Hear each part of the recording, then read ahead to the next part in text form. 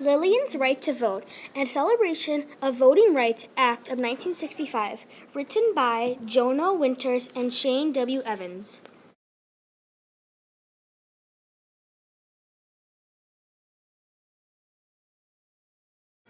What if you had to pass a test or answer impossible questions like how many bubbles in a bar of soap before you were allowed to vote? Or imagine being forced to pay a special tax before you could cast your ballot.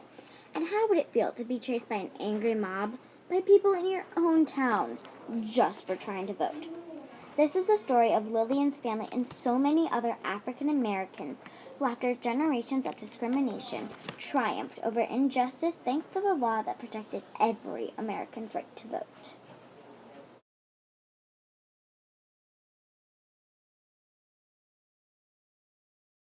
A very old woman stands at the bottom of a very steep hill.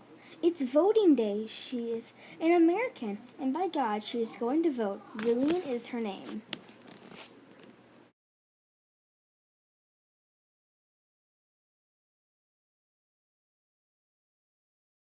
It's a long haul up that steep hill. It's a long haul when you've been alive for 100 years. It's a long haul when you've lived the life that Lillian has and walked so far in her shoes. When Lillian looks up, it's more than a blue sky she sees. She sees history. Lillian sees her great-great-grandparents, Elijah and Sarah, as they're standing side by side on an auction block. Sarah is holding their baby Iman. They are being sold as slaves in front of the very same Alabama courthouse where rich white men and no one else are allowed to vote.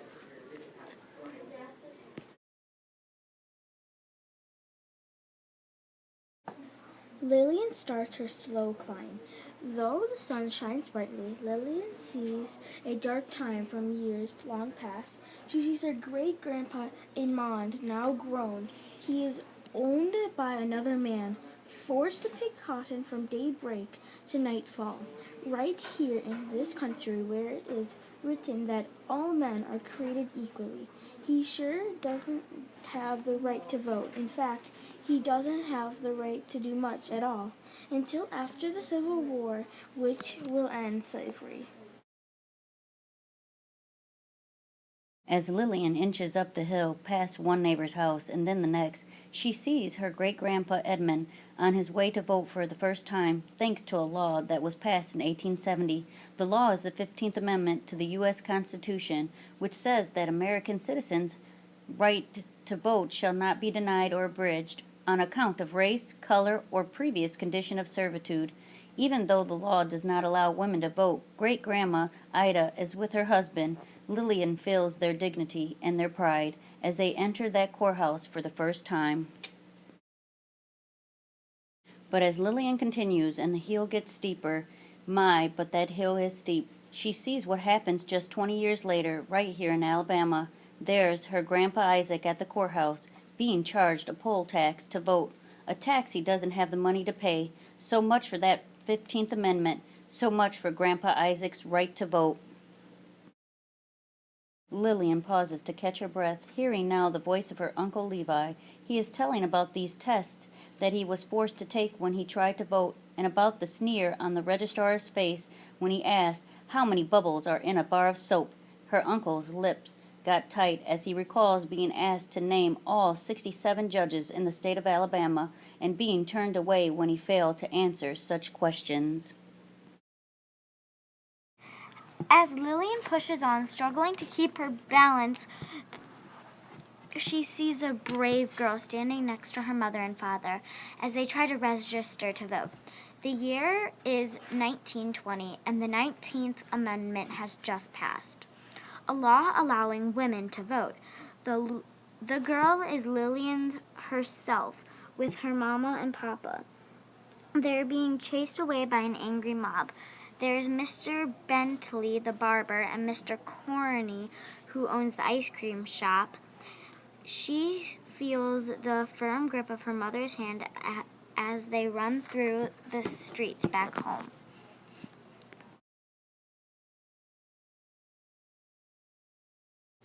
And though today the birds are singing and people are smiling, Lillian sees in vid orange and bright red the cross burning in the law of her girlhood home, set aflame by the same angry mob just because her parents want to vote. This is something she always will see. Lillian stops in her tracks, unable to keep going. As she stands there, she sees herself trying to register for the very first time. She sees the blank piece of paper on which she must write down a section of the U.S. Constitution, word for word. As it is being mumbled by the register, a test she could not pass. No one could. "Are you going to vote?" she asks a young man who passes her on the route. For Lillian sees the funeral proceed for a man named Jimmy Lee Jackson, a 26-year-old shot by a policeman over nothing more than taking part in a peaceful protest. It is March 1965. All he wanted was justice and the right to vote.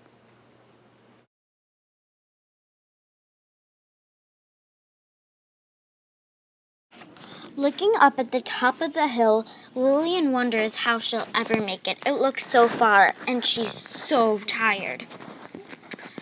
Though her feet and legs ache with hundreds of years of walking, what fuels her ancient body is seeing those 600 people beginning a peaceful protest march from Salima to Montgomery. People who thought they don't know it yet will be stopped on a bridge in Salima by a policeman with clubs. All they want is justice and the right to vote. At the front figure Congressman John Lewis. Those forehand will always bear the scar from where he was beaten. As long as Lillian still has a pulse, she is going to vote, and so she keeps on climbing, keeps on seeing. This time, the second march from Salima. This march also ends on the bridge in a prayer led by Reverend Martin Luther King Jr., whose dreams of justice for the African Americans are already famous. Whenever he went, he lifted people up with their words, and his words still lift up Lillian, who's seen the top of the hill, and is not about to stop. Footsteps by footsteps, she keeps on going. Just as the marchers from Salima to Montgomery keep on going through the cold and rain, finally making it all the way to Montgomery. On their third march, she sees all of them: Martin Luther King, John Lewis, Rabbit Presley's, and 25,000 others. Lillian is there. She can still hear Reverend King asking how long they will have just to wait for justice. She can still feel the power of his voice when he says, "Not long."